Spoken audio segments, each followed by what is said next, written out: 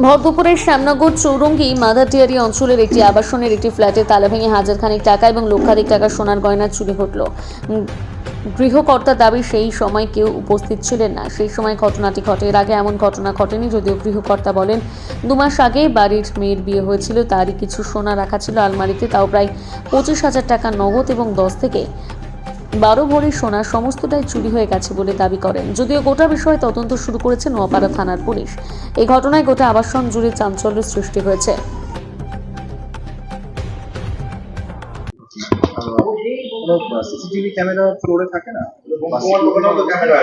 Security ব্যবস্থা আছে, রাত্রির ব্যবস্থা করা আছে, সিসিটিভি ক্যামেরাও আছে। 3 এন্ট্রেন্সের মধ্যে 3খানা সিসিটিভি লাগানো আছে। এবার হঠাৎ করে এই ঘটনাটা ঘটে গেছে। আমি যখন কালকে 14 তারিখে যখন অফিস যাই, তখন বাড়ির লোকের সঙ্গে দেখা আমার লিফটে। উনি বললেন কোথায় যাচ্ছেন, আমি অফিসে ঢুকে গেছি। তারপরে যিনি বাড়ির মালিক সঙ্গীতা দিদি, উনি আমাকে ফোন করে বলে, দাদা আমার বাড়িতে চুরি হয়ে গেছে। আমি আর অফিস দিয়ে বেরাতে পারিনি। আমার আদার্স যারা কমিটি মেম্বার ছিল তাদেরকে জানানো হয়েছে, কাউন্সিলরকে বলা হয়েছে। হ্যাঁ, না না, বাইরে দিয়ে কোনো লোকজন থাকে না, আমরাই থাকি। এটা হঠাৎ করে অনেক দিন পর, মানে দীর্ঘ, আমি এখানে 25 বছর দিয়ে আছি, কিন্তু এমনি ঘটনা কোনোদিন ঘটেনি। হঠাৎ করে কালকে ঘটনাটা ঘটে গেছে। এটা হ্যাঁ, নিরাপত্তা আছে, নিশ্চয়ই আছে। আমরা ওই কেয়ারটেকার রাখার ব্যবস্থা তো করাই আছে। তারপরে সিসিটিভিটা ক্যামেরাও লাগানো আছে, 3 জায়গায় রাখা আছে। না, ওই ফ্লোরে ক্যামেরা নেই, প্রত্যেক ফ্লোরে ক্যামেরা দেওয়ার কথা। এবার দেখছি ওরা চেষ্টা করছে প্রত্যেকটা ফ্লোরে ক্যামেরা করে দেওয়া। আমার নাম কৃষ্ণ কুমার, আমি এখানে সেক্রেটারি পদে আছি। হ্যাঁ, আমি যখন ডিউটি করে এসেছি, আমি 8টা নাগাদ বেরিয়ে গেছিলাম। এসে দেখি যে বাড়িতে আমার মিসেসও ছিল না, ও মেয়ের বাড়িতে গেছিল। ওখান থেকে বাড়িতে আমি এসে দেখি তালা ফালা ভাঙা। হ্যাঁ, আমি ঘরে খুঁজলাম, দেখি ও নেই। আমি তো জানি তো ওই বাড়ি গেছে, মেয়ের বাড়ি গেছে। এসে দেখি যে তালা ফালা ভাঙা, এখানে আলমারি পুরো ছড়ানো। হ্যাঁ, তখন আমি একে ফোন করি, কি গো তুমি বাড়িতে এসেছিলে নাকি? বলে না তো। তখন আমাকে বলছে যে, আমি বললাম তো সব নিয়ে চলে গেছে ভেঙে চুরে, তালা ফালা। হ্যাঁ, ঘরে ঢুকে দেখলাম সব ছিটিয়ে ফিটিয়ে পড়ে আছে সবকিছু। তারপরে আমি বললাম যে তাড়াতাড়ি তুমি চলে আসো। তারপরে 5 মিনিটের ভিতরে বাবা বাড়ি চলে এসে, ওর বাড়ি হচ্ছে ফ্ল্যাটটা, ইয়ে কি নাম, পাশের ফ্ল্যাটে। তাড়াতাড়ি চলে এসে দেখে কাঁদাকাটি করছে, সব নিয়ে চলে গেছে। আমার কি হবে এখন? সোনা গয়না, টাকা ক্যাশ ছিল কিছু, মোটামুটি 10-12 বেশি হবে। হ্যাঁ, বেশি ছাড়া কম না। আর উপর জিনিস, ক্যামেরা 2টো ছিল, ওগুলো সব নিয়ে চলে গেছে। সন্দেহ বলতে আমরা কাউকে এখন পাচ্ছি না সেরকম লোক। মিস্ত্রি কাজ করছে বাইরে, বাড়িতে তো কেউ আসে না আমাদের বাড়িতে। এমনি আসে, মহিলারা আসে, একটু গল্প টল্প করে এদের সাথে, এছাড়া কেউ আসে না।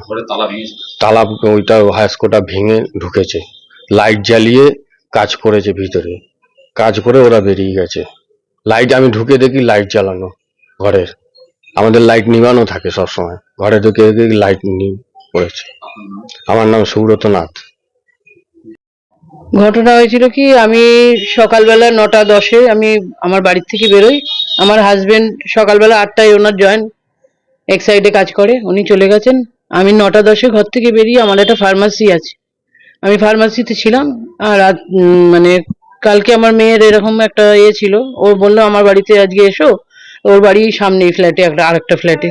তা আমি ওর বাড়িতে, আমার ফার্মাসি বন্ধ করে আমি ওর বাড়িতে গেছি। আমার হাজবেন্ড দুপুরবেলা বাড়ি এসেছে 1:30টার সময়। বাড়ি এসে দেখছে দরজার গেট ফেট এরকম খোলা, ভাঙা টাঙা। ঘরে ঢুকে দেখছেন যে এরকম সব সোনা গয়নার বক্স টক্স পড়ে। তারপর খুলে দেখছে আলমারি টালমারি হেলে রয়েছে, ভেঙে টেঙে দিয়েছে। উনি আমাকে ফোন করতে আমি ওখান থেকে তাড়াতাড়ি করে আসলাম। এসে তারপর আমিও তো দেখলাম এই অবস্থা।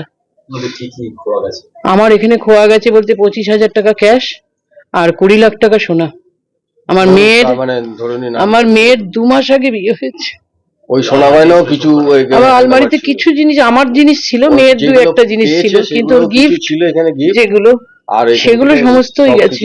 আমার নিজস্ব কিছু জিনিস ছিল, সেগুলোও গেছে। আমি চাইছি আমার জিনিসটা যেন ফিরে আসে। থানায় জানিয়েছেন অভিযোগ? থানায় অভিযোগ করেছেন, ওনারা আমাদের সহযোগিতা করছেন। এখনো পর্যন্ত কাউকে সন্দেহ হয়েছে যে আপনার ঘরে কেউ আসতো বা? না, আমার ঘরে কেউ আসতো না, কেউ আসে না, আমার ঘরে কোনোদিন কেউ আসে না। এমনি ফ্ল্যাটের লোকেরাই আসে। কারোর কাছে যে কোনো না, কোনো সন্দেহ কিছু নেই কারোর উপরে দিয়ে। এবার আমার আশেপাশের লোক যেটা, আমরা নিজেরা সব মিলেমিশে এক হয়ে থাকি।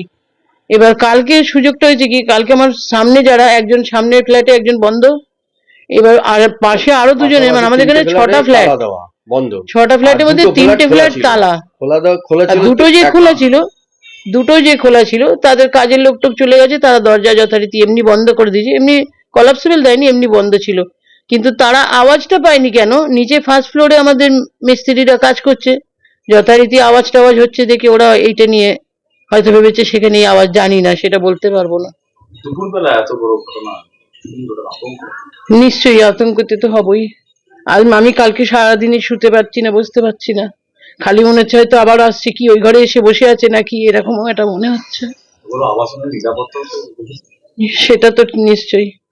এখন আমাদের সিকিউরিটি গার্ড তো সন্ধ্যেবেলা থেকে আছে, সকালবেলা তো নেই। এখন সন্দেহ কাউকে করছে? না, সন্দেহ কাকে করবে, এখন এখানে ফ্লিপকার্টের লোক আসে, অ্যামাজনের লোক আসে, মিস্ত্রিও কাজ করছে, এখন কাকে সন্দেহ করব। আপনার নাম? আমার নাম সঙ্গীতা নাথ।